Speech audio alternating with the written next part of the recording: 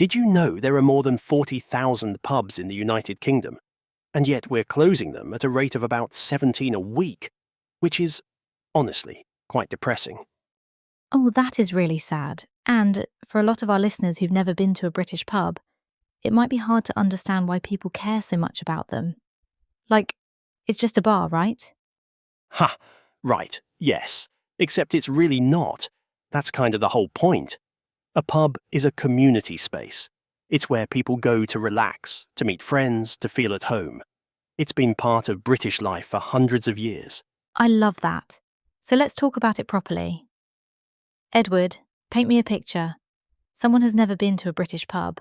What do they see when they walk in? Right. Okay. So the first thing you notice, and this is something that surprises a lot of visitors, is that it's quite dark. Not in a scary way, but cosy. Low ceilings, wooden beams, maybe a fireplace, old photographs on the walls. It just feels warm, even if it's freezing outside. Yeah. And then you notice the bar, the actual bar counter, usually running along one side of the room. That's where you go to order your drinks. And this is really important. In a traditional British pub, you don't sit down and wait for someone to come to you. You go to the bar yourself. Oh, that's a big difference from restaurants, isn't it? Because if you just sit there waiting at your table, You'll be waiting a very long time. Yes, exactly. You go up, you order, you pay, and you bring your drink back to your table. That's just how it works. and what are people ordering? What's the typical drink in a British pub? Well, beer is the obvious one. A pint of beer, that's the classic order. And there are two main types you'll see on the bar. You've got lagers, which are cold and fizzy, like Stella Artois or Foster's. And then you've got real ale, which is a traditional British thing. It's a bit warmer, less fizzy, and it has a deeper, more complex flavour. Right. And is there a difference in who drinks what? Like, is real ale seen as more traditional? There is a bit of a stereotype, yes. Real ale is sometimes seen as the drink of older men who are very passionate about their beer, the kind of person who can talk for 20 minutes about hops and barley. But actually, craft beer has made real ale really popular with younger people too. That's interesting. And of course there's cider as well, isn't there? Absolutely, cider is very popular, especially in the West Country, places like Somerset and Devon. And then wine, soft drinks, tea, pubs do all of that too. Tea in a pub? Absolutely. Especially in a country pub. You might have a couple of walkers come in after a long hike, completely frozen, and they just want a pot of tea and somewhere warm to sit. A good pub will always accommodate that. I love that. So it's genuinely welcoming to everyone, not just people who drink alcohol. That's exactly right. And that brings me to something important. The landlord, or landlady, the person who runs the pub. In a traditional local pub, the landlord is almost like the heart of the place. They know everyone's name, they know what everyone drinks, they might even remember your birthday. Oh, that's lovely. There's a real sense of community. And this links to another important word, regulars. These are the people who come to the pub often, maybe every week, sometimes every day. They have their favourite seat, their usual drink, and they're almost like a family in that space. So there's almost a social hierarchy. The regulars who know everything about the pub, and then the newcomers. Exactly, And newcomers are absolutely welcome. British pubs are generally very friendly places, but there is a sort of unwritten code. A pub etiquette, if you like. Oh, tell me about that. What are the unwritten rules? Well, the big one is rounds. If you're out in a group, you take turns buying drinks for everyone. So if there are 4 of you, one person buys 4 drinks, then the next person buys 4 drinks, and so on. It's called getting a round in, and if you try to quietly slip away before it's your turn to buy, people notice. Ha! Oh, that's a serious social faux pas. Very much so. And another big rule. At the bar, there's no formal queue, but the bar staff always know who arrived first. You don't shout, you don't wave money aggressively, you just wait. Make eye contact, and they'll get to you. Trying to jump ahead of someone is very much frowned upon. Right, there's a kind of invisible queue. Exactly, it's very British, huh? We do love a queue, even an invisible one. So let's talk about pub food, because I know that's changed a lot over the years. When I think of classic pub snacks, I think of crisps and peanuts on the bar. But it's more than that now. It has changed enormously, yes. Traditional pub snacks. You'd have crisps, maybe pork scratchings, which are fried pigskin and sound alarming, but people love them. But pub food has really developed. Many pubs now serve full meals, and some are even quite good restaurants. Mm-hmm. The classic pub meal is fish and chips. Battered fish, usually cod or haddock, with thick chips and mushy peas. Hearty, filling, and delicious. Then you've got the ploughman's lunch, a cold plate with bread, cheese, pickle, and maybe some ham. Very traditional. Oh, I love a ploughman's.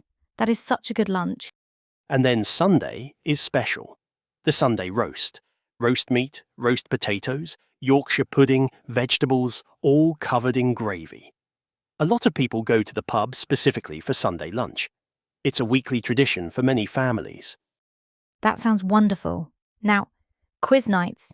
You mentioned those before we started recording, and I thought we absolutely have to talk about this, because I think it is so uniquely British. Huh, yes. Pub quizzes are a national institution. Usually happens on a weekday evening. Tuesday or Wednesday is common.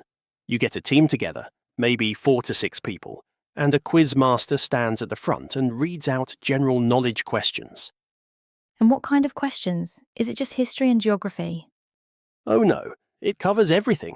History, sport, music, films, science, local news, and there's usually a picture round where you identify famous faces or logos. It can get very competitive. Very. I've seen friendships genuinely tested over a disputed answer. Ha! Over a pub quiz question? That's brilliant. Do you actually win anything? Sometimes a small cash prize, sometimes a bar tab. That means free drinks for the evening, or maybe just a little trophy. But honestly, it's less about the prize and more about the bragging rights. Knowing your team won the quiz at the Red Lion on a Tuesday night, that means something. I love that. Okay, let's talk a bit about history, because you mentioned pubs have been around for hundreds of years. How far back do they actually go? Well, the word pub is short for public house, and public houses in England go back to at least Roman times. The Romans built taverns along their roads to serve travellers. Then in medieval times you had alehouses and inns, places where people could get food, a drink, and sometimes a bed for the night. Right, yeah. By the Victorian era, the 1800s, the pub became central to working class life. The grand Victorian pubs were designed to be luxurious, with mirrors and dark wood and ornate ceilings. You can still find beautifully preserved Victorian pubs in London today. Oh, I'd love to visit one of those. Are there ones you'd recommend? The Princess Louise in Holborn is stunning.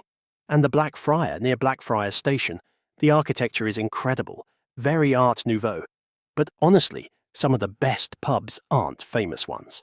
They're little village pubs in the countryside. A thatched roof, a stream nearby, a garden with wooden benches. That's the real magic. That sounds idyllic. And do pubs differ a lot depending on where you are in the country? Quite a bit, yes. In Yorkshire, pubs tend to be no nonsense, very friendly but straightforward, and the beer is often excellent and not too expensive. Up in Scotland, there are strong traditions around whisky. In Cornwall, tiny pubs with stone walls right by the sea.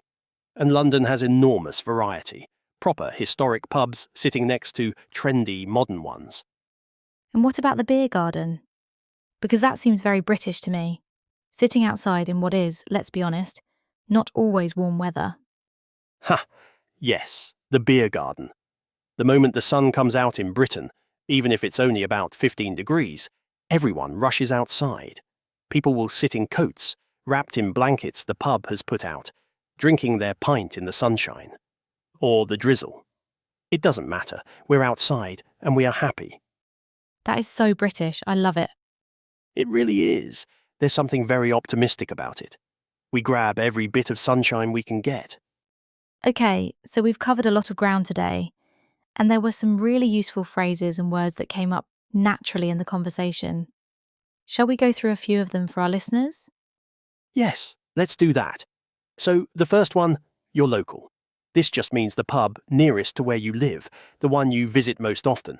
You might say, I'm just popping to my local, and that means I'm going to my regular pub, the one close to home.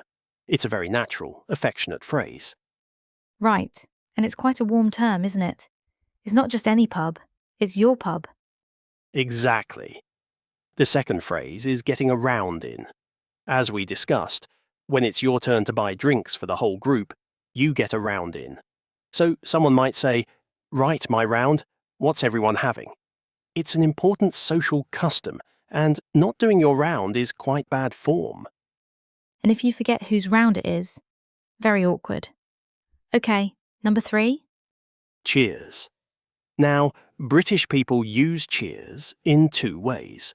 First, as a toast, when you raise your glass, you clink glasses and say cheers.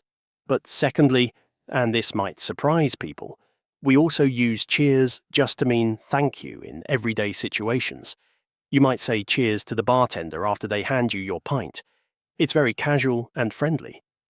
Yes, I hear that all the time, and it's such a warm little word. What's number 4? A bar tab. So we mentioned this when we talked about pub quizzes. Sometimes the prize is a bar tab. This means an account you open at the bar, so you can order drinks throughout the evening and pay everything at the end, rather than paying each time. It's also sometimes called running a tab. That's a useful one. And the last phrase? The regulars. As we said, these are the customers who visit a pub frequently, who are known by name, who have their habits and their favourite seats. If you become a regular somewhere, it means the pub feels like yours. The landlord greets you when you walk in. You belong there. It's actually a lovely thing. It really is. I think the idea of having a local where people know you, it sounds like something from a film, but it's genuinely real and genuinely lovely. It is real, and I think that's what makes British pubs so special. They're not just places to drink, they're community spaces. They're living history. They're culture. And if you ever visit Britain, please find a traditional pub, sit down with a pint or a cup of tea, and just take it all in. Absolutely. And if you enjoyed today's episode, if you learnt something new, or if the conversation just made you happy, please do subscribe to Everyday English Unlocked. We release new episodes regularly, each one a natural conversation about British life and culture, designed to help you improve your listening skills without it feeling like hard work. And if you have a topic you'd love us to discuss, leave it in the comments below. We read every single one. Until next time, cheers. Cheers.